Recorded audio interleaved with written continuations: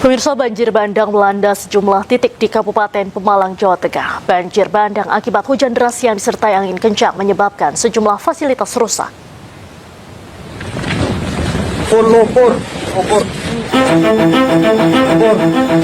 Selain banjir bandang, hujan deras yang disertai angin kencang di Kabupaten Pemalang, Jawa Tengah juga menyebabkan pohon tumbang di sejumlah titik. Desa Penakir Pulau Sari, Porak-Poranda menyisakan batang pohon berserakan di jalanan.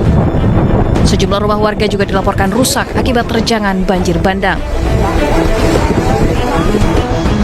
Petugas gabungan yang tiba di lokasi berupaya mengevakuasi sisa material yang terbawa banjir bandang. Pohon-pohon besar yang menutup jalan serta permukiman mulai dipotong untuk dipindahkan. Selain tertutup batang pohon, jalanan desanya Lembeng Pulau Sari juga dipenuhi lumpur.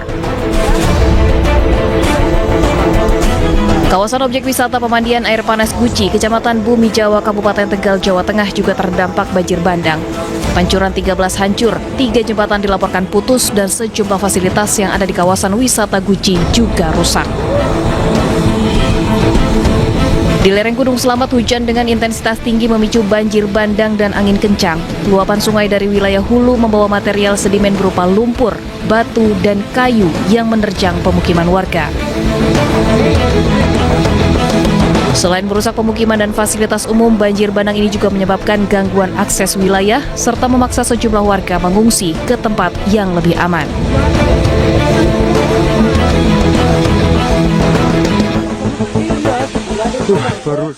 Hari ke-8 banjir di Kabupaten Karawang, Jawa Barat makin meluas dengan ketinggian banjir hampir 3 meter. Ribuan warga masih bertahan di pengungsian.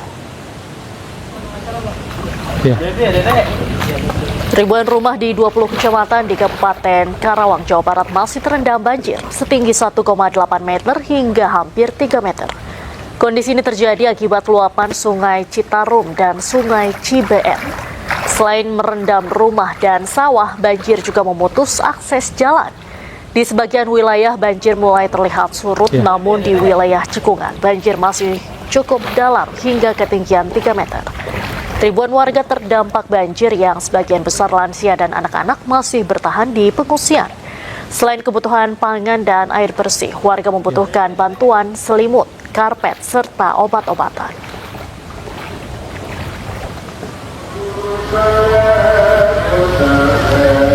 Sementara itu, sebanyak 50 desa di Kabupaten Pati, Jawa Tengah masih dikepung banjir hingga hari ke-15. Walau ketinggian air masih menyentuh 1 meter, warga memilih bertahan dengan alasan menjaga rumah atau mengurusi hewan ternak. Untuk bisa beraktivitas, warga menggunakan perahu atau sampan. Banjir yang tidak kunjung surut ini mulai dikeluhkan warga, apalagi pasokan logistik di area pengungsian sudah mulai menipis.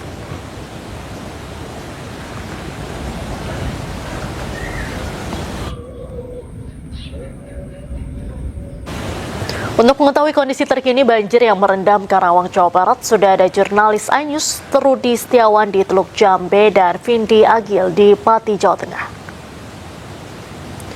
Selamat malam rekan-rekan, kita ke Karawang terlebih dahulu. Rudi, apakah ketinggian banjir di Teluk Jambe sudah surut? Ya, Diandra dan pemirsa, selamat malam. Ya, kami informasikan untuk banjir di Kabupaten Karawang, Jawa Barat hari ini memasuki hari yang ke-8, di mana ini merupakan pada hari Minggu. Banjir memang ada beberapa yang sedikit ada yang surut, di mana itu akses jalan-jalan yang berada di khususnya di Kecamatan Teluk Jambe Barat.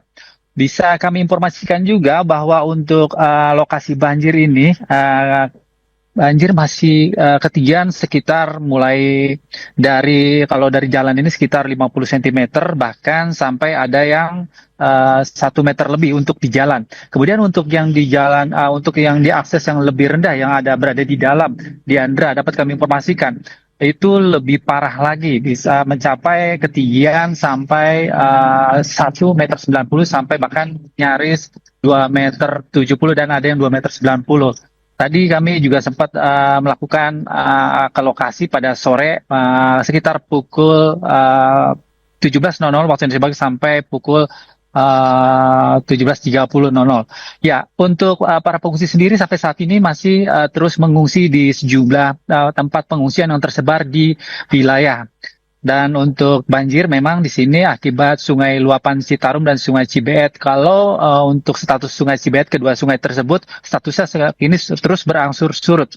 Dan untuk status Sungai Citarum ini juga tidak meluap lagi, namun arus masih tetap bertahan dan kondisinya sejumlah daerah masih terendam banjir. Dan kami informasikan, banjir bukan karena luapan Sungai Citarum dan Sungai Cibeet saja, ada sekitar 20 kecamatan yang terdampak, ada sekitar kurang lebih 58 desa yang terdampak ini. Dan karena curah hujan yang terus mengguyur di Kabupaten Karawang, Jawa Barat, dan juga meluapnya sungai-sungai di sekitar lokal. Dan ini merupakan akibat dampak mengakibatkan banjir yang bervariasi, mulai dari 50 cm bahkan 1 meter ya, Deandra, dari Karawang. Baik, terima kasih Rudi Setiawan melaporkan langsung dari Karawang. Selanjutnya kita beralih ke Pati. Vindi, bagaimana penanganan banjir di sana? Baik, selamat malam Diandra dan pemirsa yang ada di studio. Saat ini saya berada di Desa Mintomulya. Saya bisa melaporkan saat ini ketinggian air di dalam desa itu sekitar 50 cm, yang kemudian di daerah menuju dekat aliran Sungai Silubonggo ini ketinggian air masih mencapai kurang lebih 1 meter. Dan dapat kami informasikan Diandra, dari penanganan Pemkab Pati sendiri sudah melakukan berbagai upaya, mulai dari pemberian ribuan nasi, pemberian makanan siap saji ribuan bungkus, bantuan-bantuan logistik lainnya untuk masyarakat yang masih terdampak banjir. Dan dapat kami informasikan Diandra, saat ini hingga hari ke-15 banjir yang ada di Kabupaten Pati ini masih 50 desa yang tergenang dengan ketinggian air bervariasi antara 50 cm hingga 1 meter. Bahkan warga ini mulai mengungsikan hewan-hewan ternaknya dan takut karena nanti kalau terserang penyakit dan lain sebagainya. Akan tetapi warga juga sebagian memilih bertahan karena berbagai alasan yang mungkin mereka masih bisa untuk tetap bertahan di sana. Begitu Diandra. Baik, terima kasih Vindi Agil melaporkan langsung dari Pati, Jawa Tengah, dan sebelumnya ada Rudi Setiawan dari Karawang, Jawa Barat. Selamat malam rekan-rekan, selamat kembali bertugas. Pemirsa, kita beralih ke informasi selanjutnya. Status tanggap darurat bencana hidrometeorologi di Aceh diperpanjang untuk keempat kalinya hingga 29 Januari 2026. Terkait hal itu, pemerintah Aceh berharap dapat percepat pemulihan secara menyeluruh.